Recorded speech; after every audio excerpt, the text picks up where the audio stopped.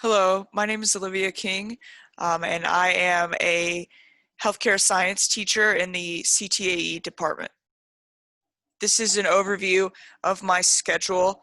I do have morning and afternoon office hours. The morning office hours are 7:30 to 8:30, and then I have afternoon hours from 2 to 4:30, and these are for students only. You can contact me at my email if you would like to set something up for us to speak. This is an overview of our pathway. There are 3 teachers that teach in the pathway. It is myself, Miss Davis, and Mrs. Barrett. Miss Davis and I both teach Introduction to Healthcare, which is the first course, and then students may either decide to go to Essentials of Biotechnology, which is taught by Miss Barrett, or they could go to Essentials of Healthcare, which is taught by Miss Davis and I. We have 4 third-level courses. We have Applications of Biotechnology, we have Sports Medicine, Emergency Medical Responder, and a Certified Nursing Assistant, which is through dual enrollment with Chattahoochee Tech. So if your child is taking Introduction to Healthcare, this applies to them. Our grading categories are, we have 2 categories, formative and summative. The formative is all of our guided practice, so our daily assignments, our quizzes, any employability or work ethics assignments, and then we have our summative, which is 70% of their grade, which includes all projects and tests that they complete. Other big important points is that this is a prerequisite to Essentials of Healthcare, Essentials of Biotechnology. So in order to continue on the pathway, they will have to pass Part A and Part B. Essentials of Healthcare, we have 2 grading categories, just like Intro, with our formative, which is guided practice, so our daily assignments, our quizzes, and our employability and work ethics, and our summative, which is 70% of their grade, which shows all of our projects and tests. It's very important to note this class does count as both an elective and an anatomy and physiology science credit. So they will get 2 credits for this course. And they are required to take this course and pass this course, neither to move on to any 3rd level course. So whether that's emergency medical responder, sports medicine, or CNA. So the 3rd level course that I teach is the emergency medical responder course. This has the same grading categories as Intro and Essentials, with our formative of our daily assignment grades and our summative at 70% with our test projects and skills assessments. They do take an end of pathway exam in the spring semester, and that is the Emergency Management Institute Community Preparedness exam. In order to be considered a pathway completer, they have to pass all 6 semesters of the healthcare pathway. So 2 semesters from Intro, 2 semesters from Essentials, and then 2 semesters with their 3rd level course. Students in the Emergency Medical Responder course can sit for the National Registry Emergency Medical Responder exam if they wish. In the spring semester, I will have a sign up. I will communicate that information to you as well, and students will have to decide if they want to sit for this exam. This exam is a national certification. It has 2 parts. It has a skills exam and a computer-based cognitive exam. We will hold the skills test at Marietta High School, and it will be given on a single day. And the reason is that I myself cannot give the course to the students. We have to have members of Metro Ambulance and Marietta Fire come to school in order to proctor the exam for the students. It's a very big undertaking. It's a 5-part exam, but it's a great experience for the students. If they pass the skills exam, they can then sit for a cognitive exam that is computer-based, and it has to be taken at a Pearson VUE testing site. We are unable to provide them transportation because the students will have to sign up for a date and a time that works for them best.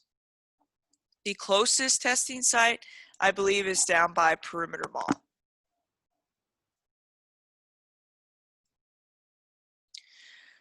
All students in the healthcare pathway are welcome to join our CTSO, which is HSOSA. HSOSA is the National Student Organization for Healthcare Science. It's part of our pathway, and through HSOSA, students are provided more opportunities to meet and develop their skills needed to have a future successful career in healthcare. We have monthly meetings. We provide field trips for students. We have guest speakers from the healthcare industry speak to our students. And the big event that we do is a state competition in the spring with all the schools from around the state. They all come together. It's here in Atlanta. Students stay there overnight and they compete against other students. As of right now, HSOSA hasn't decided if, because of COVID, if we will have it in person, but at the very least, they will do a virtual competition. So the students will still have this opportunity. If you wish to have any more information on your student's Schoology site, there is a informational packet about HSOSA.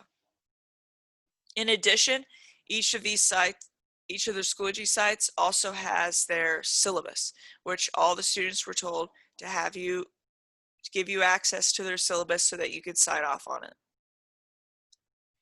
All of my Zoom links for all 3 of my classes are found in the same spot, which is at the very top of the class. So this is an example of EMR Schoology, but if your student is in Intro or Essentials, it will look the same.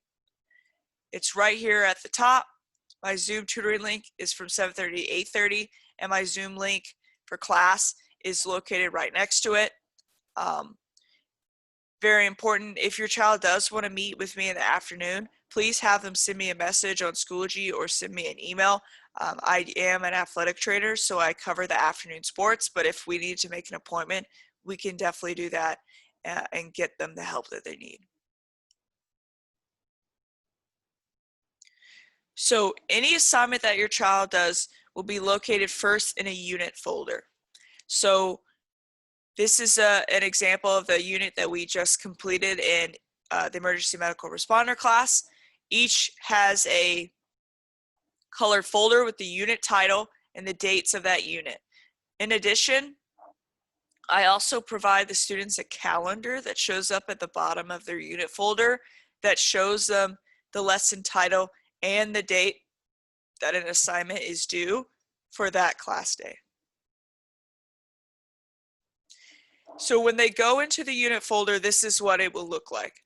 And each daily lesson will have its own folder. So for example, on the 27th of August, we did patient assessment overview. The students will go into that folder and anything they need for that day is located in that folder, whether that is their assignment or their lecture that goes with the assignment. So the emergency medical responder course and the essentials course, I have built websites to present the students content. So anytime they need to go and view the content for that class day, it is located on this website. I provide a link to the pages that we use for that class lesson in each assignment folder.